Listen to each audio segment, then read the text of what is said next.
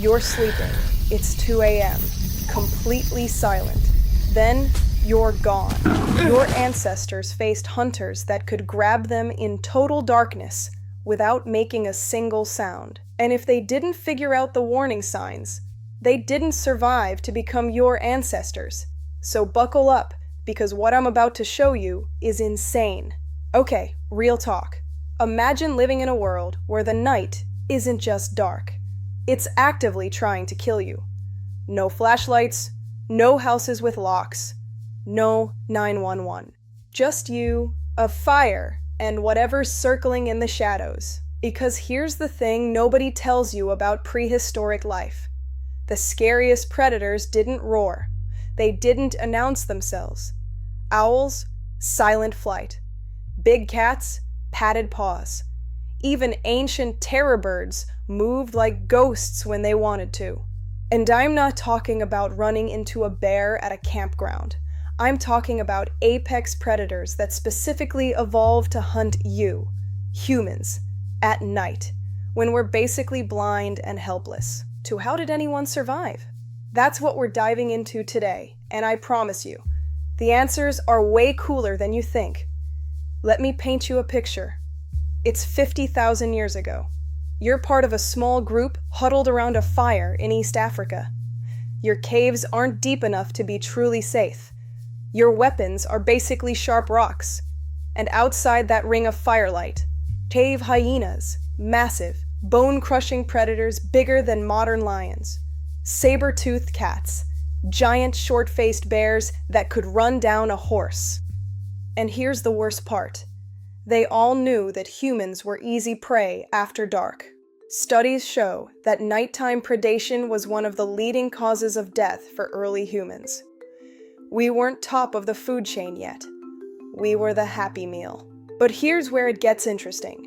Some humans figured out the signals, the warning signs that something was about to go very, very wrong. And those humans, they're the reason you're watching this video right now. Everyone else, well, they became a statistic. So what were these signals? Let's talk about the first one, and it's going to blow your mind. Signal number 1, the wrong kind of silence. You know how in horror movies everything gets quiet before something bad happens? That's not just Hollywood. That's real survival instinct. And your ancestors literally bet their lives on it. Here's how it works. A healthy night in the wild is not silent. You've got insects buzzing, frogs cropping, small animals rustling. It's like nature's background music. But when a major predator moves into an area, everything shuts up. And early humans learned to read this like a newspaper.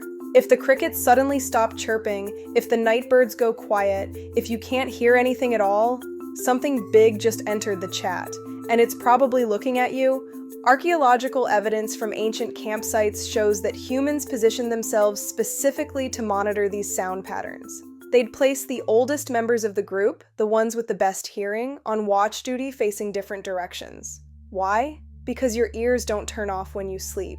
Your brain is always monitoring for that sudden drop in background noise. It's hardwired into you right now. That's why you wake up when your refrigerator stops humming, or why you feel uneasy in a too quiet room. Your body remembers what that silence meant. Run. Signal number 2, watching the alarm systems that already exist. Early humans weren't stupid. They realized something genius. Other animals didn't want to get eaten either, so why not use them as lookouts? Studies of modern hunter-gatherer tribes show they still do this. They watch birds. If birds suddenly burst out of trees for no visible reason, predator. If monkeys start making alarm calls, predator. If deer freeze and stare in one direction, you better look that way too. But here's where it gets really cool. Humans took this one step further. We started deliberately camping near certain animals because they had better senses than us. Baboons, for example. They sleep in trees, but they're loud when threatened. Some researchers believe early humans would intentionally settle near baboon groups because they were like a free security system. Same with certain birds, secretary birds, hornbills, even ancient versions of chickens. Humans started this weird relationship where we protected them during the day and they warned us at night. Sound familiar? Yeah, this is basically how we domesticated animals. We didn't conquer nature, we partnered with it, and that made all the difference when something was stalking us after dark. But even with these warnings, there was another signal that was even more important. Signal number 3, the eyeshine. And this one's genuinely terrifying. If you've ever seen an animal's eyes glow in the dark when light hits them, you're seeing something called the tapetum lucidum. It's a reflective layer that helps nocturnal predators see in low light. It's why their eyes seem to glow. Now imagine you're sitting by a fire 50,000 years ago. The flames flicker, and for just a split second you see two green dots floating in the darkness. Then they disappear, then they appear closer. That's not your imagination, that's something moving toward you, and it's been watching you for a while.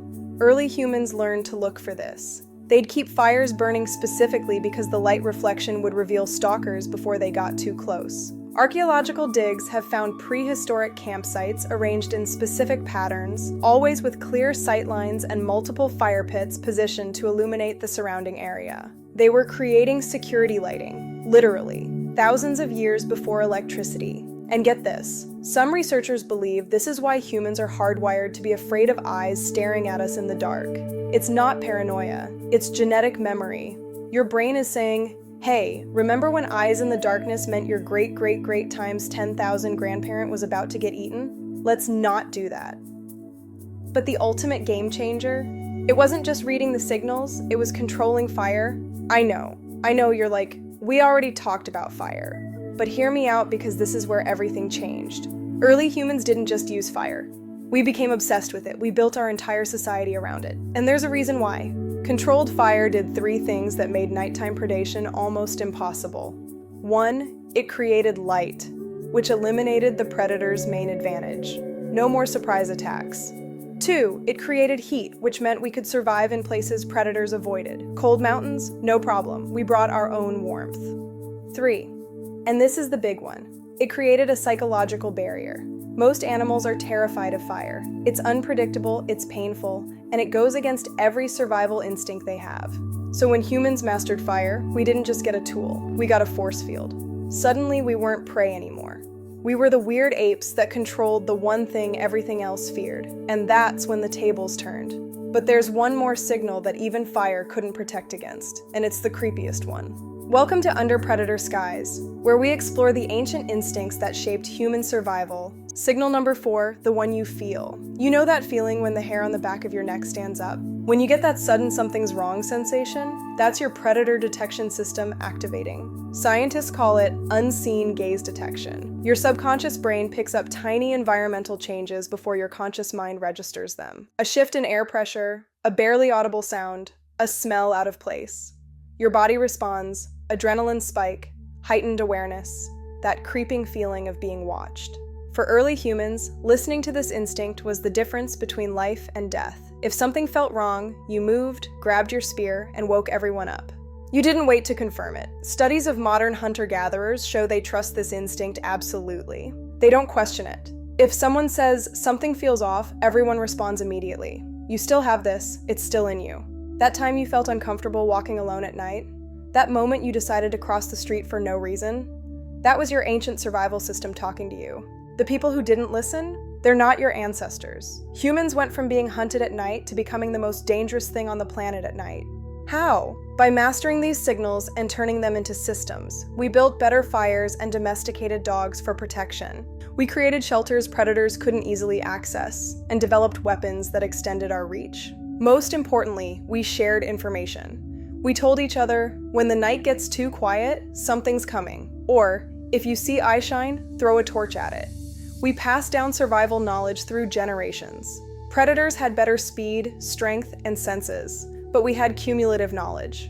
Every generation got better at reading signals and staying alive. Until one day, we weren't the prey anymore. We were the apex predator. So the next time you're outside at night and get that creepy feeling, listen to it. That's millions of years of survival instinct telling you to pay attention.